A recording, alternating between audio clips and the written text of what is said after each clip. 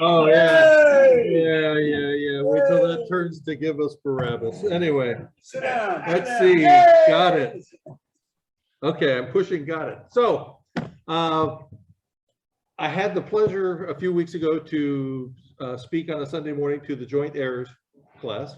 And I figured out a little bit of why they call them joint heirs, and that's because many of them were alive in the 70s. But so I presented this to them, and then Jim and Harold both were in that class. Both said they weren't going to be here today, so I thought, well, I'll just present it again. But given the fact that, you know, they don't remember things, I'm going to present it again. Now, next week I'm going to speak, and I'm going to prepare something for you. And then the following Sunday morning, I speak at the joint heirs, and I'll give it to them. There you go. Because, you know, I love you guys, but you're not worth the extra work. So, hello, Zoom friends. Hello, Jay. Thank you. All righty. So I've been involved in the business world for a long time. I was bivocational pastor, and so I have a lot of different contacts in the business world. Well, I have he's become a friend. He's a very devout Christian. Really came down a wild road. Used to play bass guitar for the Everly Brothers or the Righteous Brothers. I can never remember which ones. You know, but so he's of that era and that genre and all that. Well, you know, sometimes it's not the age, it's the mileage, and so he's really been suffering through some medical things. So we're on the phone one day, and he says, "You know what? I have diabetes, and I'm always fighting with it. And I have decided that I am going to step out on faith and just have the Lord heal me." I go, "Okay, well, that's good." And he says, "So I'm going to stop taking all my meds." Oh, that's good. So a couple of weeks go by, and after he got out of the hospital, I'm talking to him, and he said, "You know, I really thought if I did that, and I totally trust in the Lord, 100% took that step of faith, that God would heal me." And he said, "I guess I just didn't have enough faith." You know, God loved churches, but I got to tell you, we make some really fundamental bonehead errors. And as a pastor and as a leader, I want to apologize on behalf of all pastors and leaders and teachers, because sometimes we don't do our homework well enough and don't take that next step down the logic loop when we're studying, to understand that there's the written word of God, and then there's the things that you see in your life experience, and sometimes what you're being taught from the word doesn't match up with what you're seeing in life experience. You know, for instance, there's a verse that we've all had crammed down our throats, and that is, if you had seed as a mustard, if you had faith as a mustard seed, you could say to this mountain, be removed to the sea, and it would be removed to the sea.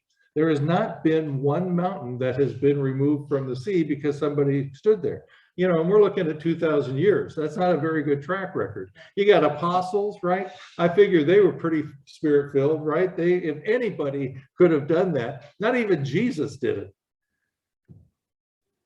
So either no one's ever had mustard seed faith, or there's some disconnect somewhere. And I think that we have a fundamental disconnect with faith, because we've been taught that it is our faith and how much we believe, kind of like the little engine that could, you know, I think I can, I think I can, I think I can, except we're real spiritual. We tell God, I think you can, I think you can, I think you can, but it's all driven by us. And that's not working, because in this room, there's probably close to, and especially when you add in the Zoomers, you know, there's probably close to 2,000 years of faith. You add up all the time that you've been a believer, you add up all the people, we got 2,000 years of faith. Unfortunately, that means we have about 2,000 years of baggage that we are bringing into spiritual concepts that may be weighing us down. And we're the fortunate ones. We believe regardless of what we are unsure about. How many people do you know who were staunch and strong believers who have fallen away because they couldn't get over that hump when reality didn't match up with teaching? And I wasn't looking for hands, Nelson. There's one right there. Okay, so make sure you go ahead. I was just going to say one of those humps is the statement, faith is not believing that God can do it. It's knowing that he will. That is a great, that's great. Remember that, because I am going to absolutely contradict that. Well, that's good. That's good. That's right. That's one of the humps of That's right. that we struggle with. Okay, Mark, let's go ahead and go to the next slide. So you're all familiar with this verse, you know. On the computer, hit gallery view. Gallery view, Up at the top right, gallery view, view, go to gallery. gallery. Thank you. There we go. Wow, I remember you. So we're all familiar with the Hall of Fame, Faith Hall of Fame chapter, Hebrews chapter 11. Okay, now faith is the assurance of things hoped for and the conviction of things not seen. Now, going to your point, Nelson, it's kind of like we take the word assurance and we think of it as done deal. Okay, it is the I'm certain to have it. Of the things that are hoped for, okay? But the Greek word hypostasis actually means foundation, okay? Faith is the foundation of things hoped for, okay? So it's, and that's why later on when it's without faith, it's impossible, you know, all that. And so faith is the foundation of the things that are hoped for and the conviction or the proof or the evidence of things not seen. So it's not hoping. It is that our faith builds the foundation so that the things that are not yet seen can become seen. Okay, so if we look at faith as a foundation, then we begin to more crystallize things like Hebrews 11:6. Which says, and without faith, it is impossible to please him.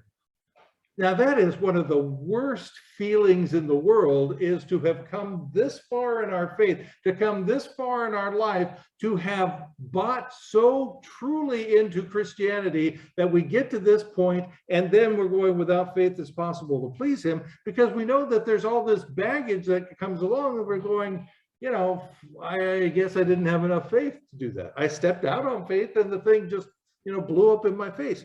For he who comes to God must believe that he is, and that he is a rewarder of those who seek him. Okay, so the assurance, the foundation, okay, without a foundation, it's impossible to please him, because you have to believe that he is. Okay, we believe that he is, and that he's a rewarder of those who seek him. Okay, all right. We're going to kind of get back to this, but what I want to do today is I want to present to you 3 different case studies that are found in the book of Mark, and to show you about this God-pleasing faith, because the question comes about is, how in the world, if it's impossible to please him without faith, and yet there's so many things that don't end up happening when we step out on faith sometimes, or when we want to step out on faith, that it obviously means that God's not pleased with us. I would hate to die or be raptured or translated or whatever your theology calls for, and I would hate to stand before the Lord having thought, you know what? I've been a Christian since I was 6 years old, and I get up there and he just goes, man, I just wasn't pleased with you. Like, oh man. Now I'm used to that because I've been married, but you know, it's the type of thing that you know, and I'm used to that from family, but I sure don't want to hear it from God.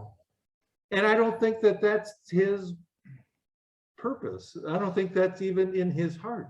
So we're going to look at 3 different case studies. The first one from Mark chapter 5, this out of the, I forget which version. Anyway, it's either the New American Standard, the good one, or the NIV, the better one from 84.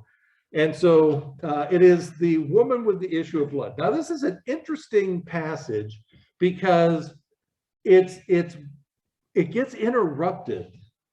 Okay, so what I've done is I've separated them. The first case study is about the woman with the issue of blood. The second case study is about the man with the daughter who was dying, Jairus. And so it starts off with Jairus, goes to the woman, goes back to Jairus. So I've kind of separated them. So we're going to do the whole woman thing, and then we're going to do the Jairus thing, okay? Because they're 2 different case studies at the exact same time. Fascinating verses here. So there was a woman who had a hemorrhage for 12 years and had endured much at the hands of many physicians and had spent all that she had and was not helped at all, but rather had grown worse. After hearing about Jesus, she came up in the crowd behind him and touched his cloak, for she thought, if I just touch his garments, I will get well. Immediately, the flow of her blood was dried up, and she could feel in her body that she was healed of her affliction. This is when you really get, and you gotta sometime go in and get the backstory on this. I mean, you know, this woman with the issue of blood, 12 years. She was out of community for 12 years because once you have an issue of blood like that, once you have, you know, hemorrhaging or menstrual flow or any of those things, those are things that separate you because you are considered to be ceremonially unclean. So for 12 years, she was ceremonially unclean, couldn't even be in the city. You know, and she kept going to doctors and all this sort of stuff, and it just wasn't working. And so 12 years she had been disconnected from the community for something that really was out of her control. And so she sees Jesus and she thinks, you know, I've heard about this guy, I've seen him work. If I just touch his garment, I know that he can heal me. Pretty wild stuff. That's, you know, when we look at that, it begs the question, okay, these are her thoughts, this is her belief, and we categorize faith as being belief, right? That's a good reason, the word is translated belief. But we look at her belief and going through this particular thing where she ultimately goes up, she does touch the hem of his garment, right? And gets healed. And Jesus says, who touched me? And the disciples are going, what do you mean, who touched you? Who didn't touch you? We're in this crowd here. You know, and so she's immediately healed at great risk on her part because being unclean, she could have been stoned. All right. A lot of people get stoned and they're still clean. But she is. Thank you very much. All right. That's right. Well, like I said. Anyway, so what were the God-pleasing acts of faith on behalf of the woman with the issue of blood? If. Pardon me? If. My touch. Okay, so if, all right. And so building on that, so there was her belief, right? That was the cerebral part of faith. What did that end up resulting with her? Action. Right.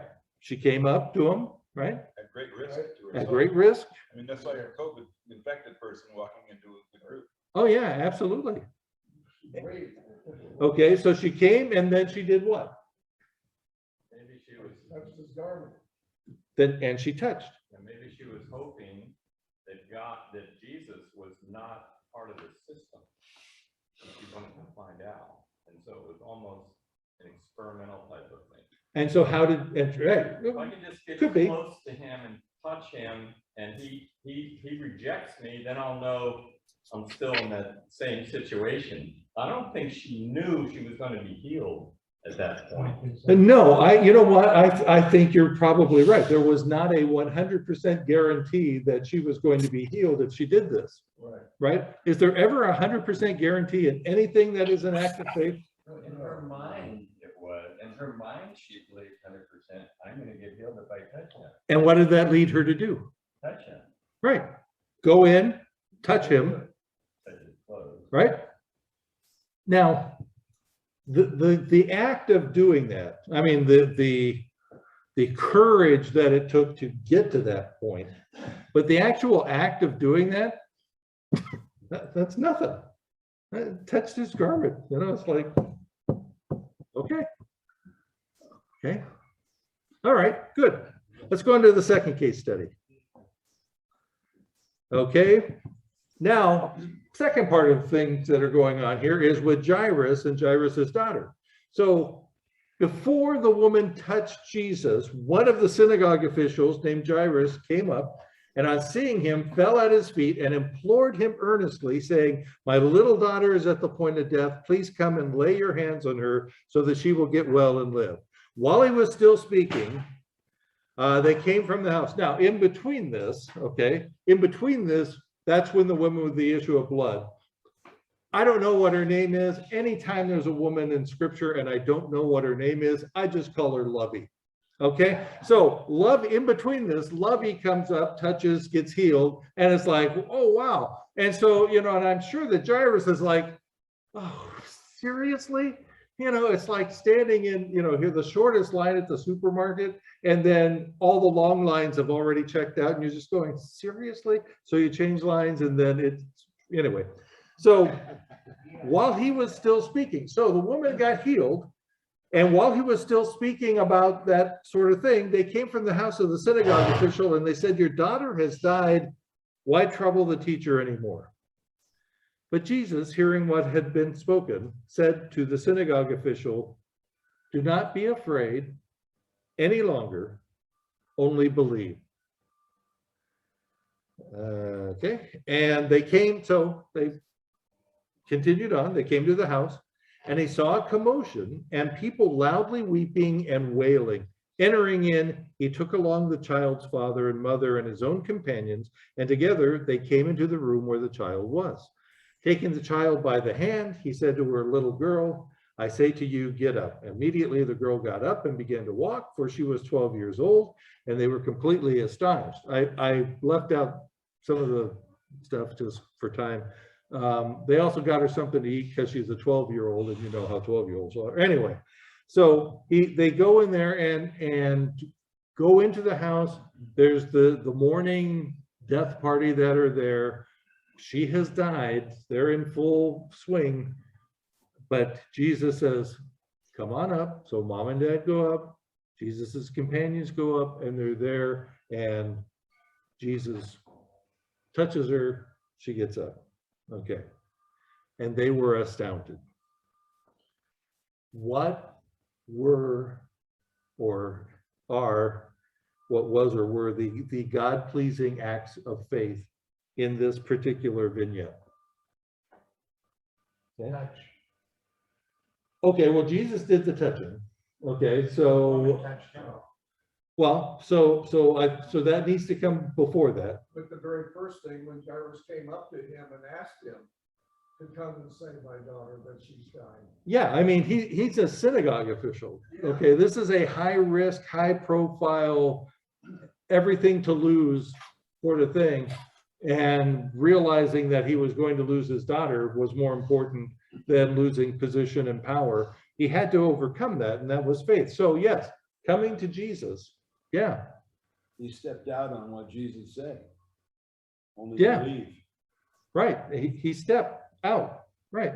And then after it looked like his efforts had been interrupted by this 12-year woman thing, by Lovey, you know, then what happened? Because he got word that she had died, and it's like, you know, game over. What's the point? One thing I didn't realize till this morning, 12 was mentioned both times in the story. I was just thinking about that. Yes, 12 years and 12 years old. Yeah, interesting. I hadn't put the two together. That's good. I'll have to write that down. Anyway, so and I will use that, and I will not give you credit for it. But thank you. Anyway. So anything else you can think of? Well, the other thing is all these officials came from the house and told Jesus and told Jairus, "Your daughter's died." Hmm? But Jesus said, "Hey, believe and follow me." So And what did he do? He would. Yeah, he could have gotten mad. He could have said, man, Jesus, if you just, you hadn't stopped. I mean, all kinds of. Woman, you made back. Yeah, exactly. It's like, Didn't you hear what I said? She died. that's right. Well, what about the faith of the little girl to come back from the dead? That's right. She had to be laying there and get touched. Exactly. Wait a minute. Don't try and figure that There one there are out. never wrong answers. We just make fun of you. Yeah. Eric.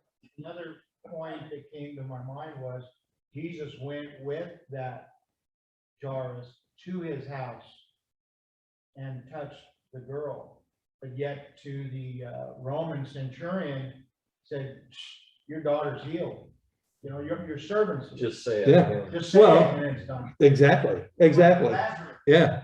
Lazarus. Zoomers, any comments or questions? I don't want to see. I was laughing. Yeah, glad. Did this occur before or after Lazarus? Do you know? Before. Before? Mhm. Jay, where, Yes. I was gonna say in both of these instances, that there's the thought, if he will, and God expects us to do part of the job. Hang on to that, because you have just opened up the key to faith. Yeah. Jesus says, do not be afraid any longer, only believe. So I'm thinking he probably quit fearing and he probably believed. Well, what is the greatest enemy to belief? Yeah. The opposite. Yeah. Okay, so third case study. I'm sorry, Zoomers, anything from you? No? Okay. Okay. All Hey, right. Jay, Yes. why did he say only he wanted James and John and Peter to follow and nobody else? Told everybody else. Nobody did that. You know what? That's a really great question, but Peter, James, and John were like the inner circle. yeah, I mean, they're the same ones that went up to the Mount of Transfiguration. They were kind of like the inner circle. Ultimately, you look at the three of them and what they did afterwards, as far as establishing the church, both initially to the Gentiles, the longevity, John was the last apostle alive. But he didn't take Thomas. That's right. Well, somebody had to stay in the spin room down there. So, all right, third case study. What I call the community of faithless. Jesus went out from Gennesaret, came into his hometown, and so this is after this. Came into his hometown, and his disciples followed him. On the Sabbath, he began to teach in the synagogue, and the many listeners were astonished, saying, where did this man get these things? And what is this wisdom given to him? And such miracles as these performed by his hands. Is this not the carpenter, the son of Mary, the brother of James and Joseph and Judas and Simon? Isn't this the snot-nosed little kid we saw running around all the time? Are not his sisters here with us? And they took offense at him. And Jesus said to them, a prophet is not without honor except in his hometown and among his own relatives and in his own household. And he could do no miracle there except that he laid his hands on a few sick people and healed them, which is like, isn't that the number one miracle we're all asking for? Anyway, so he could do no miracle there. And he wondered at their unbelief. Okay, so this is a real quandary then, okay? So what were the God-pleasing acts of faith from this group? The synagogue attenders. Yeah, there weren't any. There weren't any God-pleasing acts of faith. So did Jesus lose his power? No.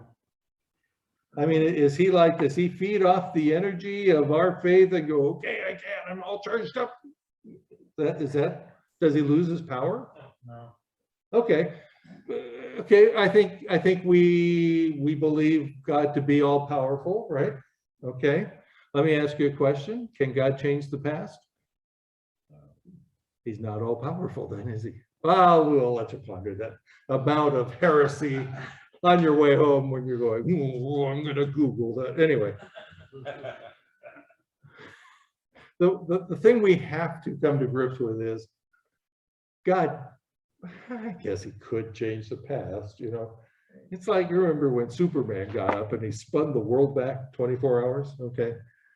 I'm waiting for God to do that, to where he spins it back to where Amazon was $1, because then I would buy a bunch of Amazon stock. Yeah, There's no need for him to change the past, because he knew the past, he knew the future before it happened.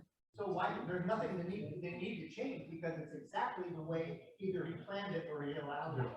well, you know what, and so that begs the question, how does that affect us? And this is for another time, we won't spend a lot of time on it, but you know, if God doesn't change the past, but instead makes all things new, right, for the believers, what does that tell us about how we should relate to our past? Anyway, that's a freebie. You can talk to your spouse about that later on when the conversation begins to lag on Monday because it's a holiday. Anyway, so what was it, if he didn't lose his power in the hometown, what limited his power? Okay, a lack of faith that did what? His power was still there, people just didn't call on it. Okay, Just like Daniel. okay. Daniel says, you may kill me, but, or God may save me, it doesn't matter, it's not gonna change my faith. Okay, all right, and so them being offended by him caused them to do or not do what? Okay, believe, okay, which caused them, so their lack of belief caused them to do or not do what? They didn't ask. Yeah, They knew him as a child. How could he be God if he was a child? That's their thing. yeah, I would imagine that'd be kind of weird. I mean, there's a bunch of children, you know, Aaron Boone is the manager of the New York Yankees. Did you know that he was in the junior high program at this church back in the 80s? Did you know that? He and Brett, Bob Boone was here. What's his wife's name? I forget. This is Lovey Boone was also here. You know, Daniela, I think her name is Daniela Boone. Wasn't, yeah, anyway, so I mean, you know, and it's kind of like, and he's the manager of the New York Yankees. You're kind of going, yeah, you know, so it's hard. Yeah, Don. Yeah, Jay, they lost respect for Jesus. Okay, yeah, let's stipulate the fact that they were offended and they were kind of, okay.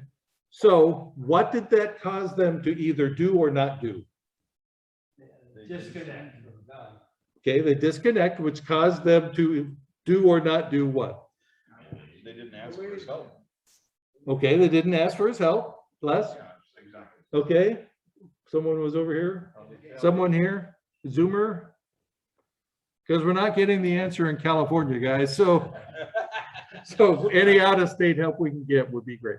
Well, these people listened to him teach in the synagogue. They heard him say some great things and they just questioned everything. Mhm. Rather than moving out on what he said or believing what he said, they just questioned it. May have even heckled him. I wouldn't know anything about what that's like, except when I teach you. Anyway, so yeah, Glenn. They didn't know who he was, period. Which caused them to do or not do what? Unbelief. Okay, so they acted in unbelief, which was, okay, so let's take it back. Go for it. So let's go for the woman, let's go for Lovey, okay? Lovey believed, and so she did what? Oh, by doing what? She came and she touched.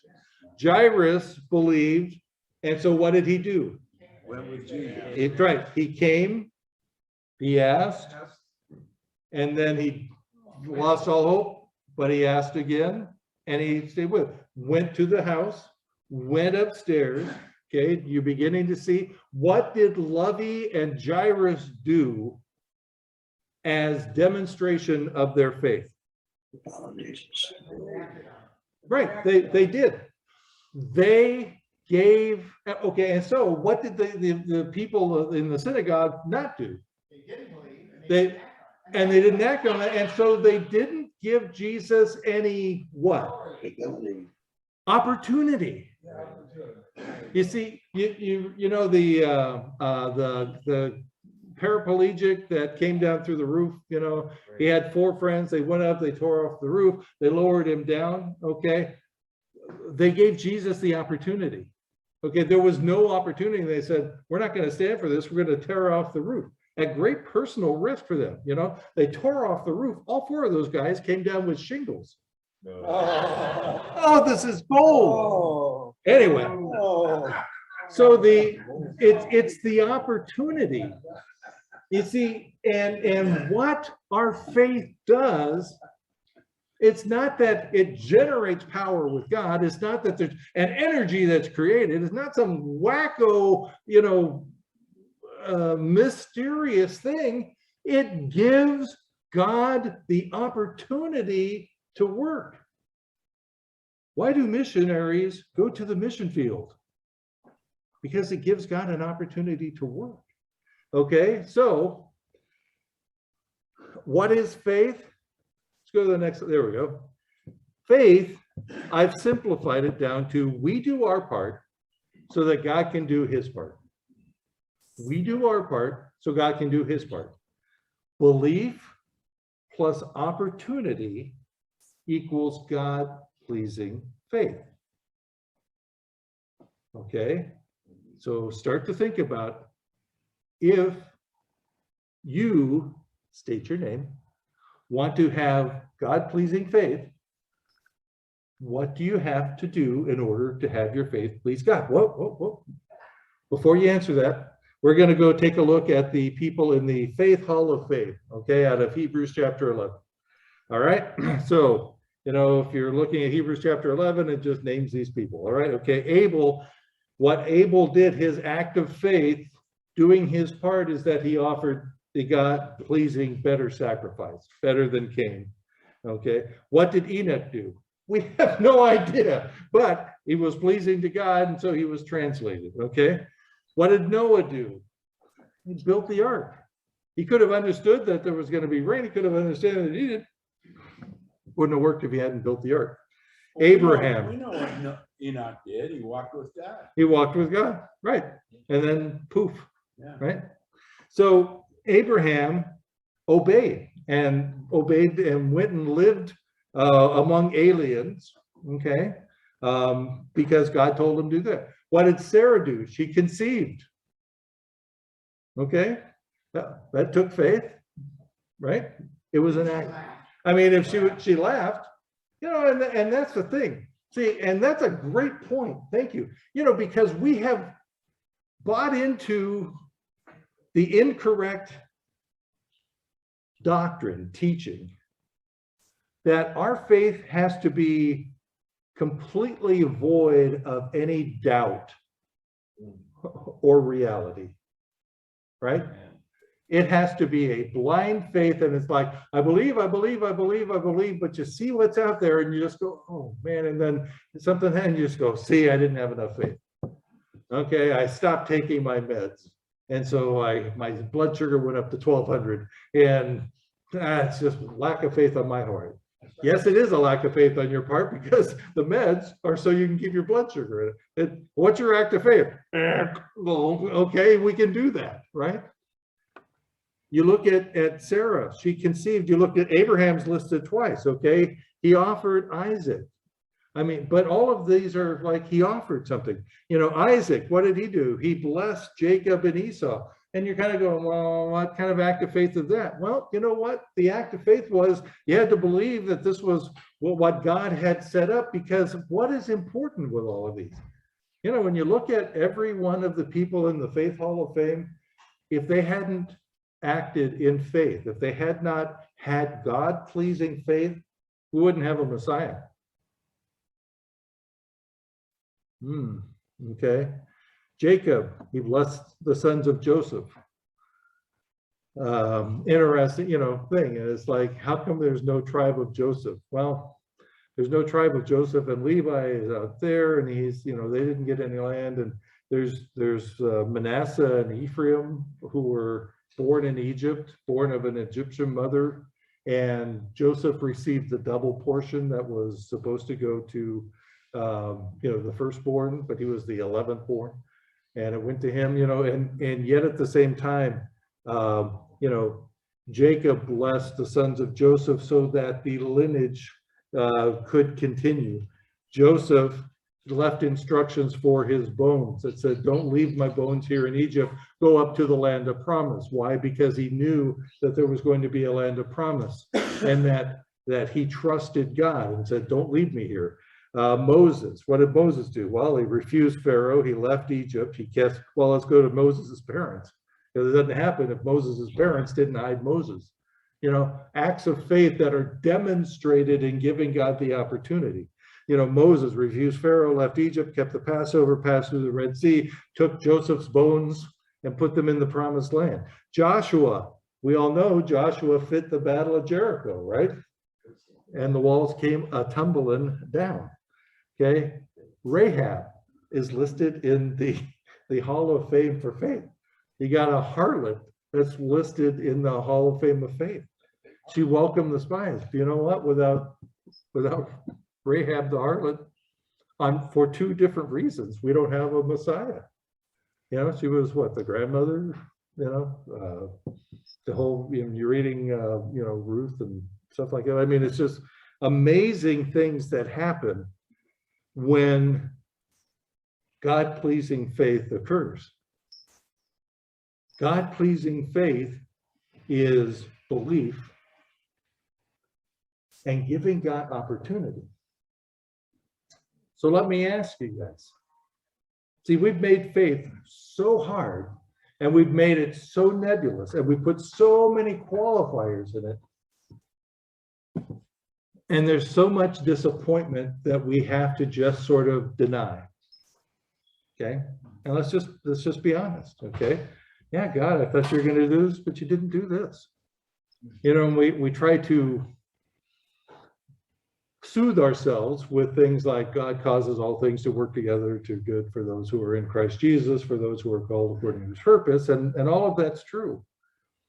But the reality is that God-pleasing faith is a very simple thing. It's just giving God an opportunity to work. Not that you have to do everything. Sometimes you have to do a lot of work to lay the groundwork for God to do stuff. That's what missionaries do. I mean, that's what things in your ministries and things like that. And you guys are involved in so many things. It's not that you just sort of sit back and wish, you know, there's a genie in the bottle and you sort of go, you know.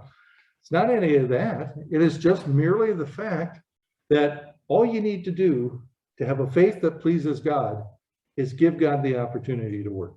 Amazing statement. You see how simple it is? You know, it's we were kind of talking about this morning. You know, Paul says, you know, I planted, Apollos watered, God gave the increase. That is exactly the steps of God-pleasing faith. Okay, belief, opportunity, faith. You know, and the beauty of all this is that it's up to God. It's not that I doubted a little bit. I had you know, I had a dose of reality that hit me, and so no, God didn't do it because he didn't bless me. You know, Lord, I believe, help my unbelief. Okay, you know what helping unbelief is? Give God the opportunity. Unbelief is you don't give God the opportunity. He has no chance to do anything. I'm not even going to try.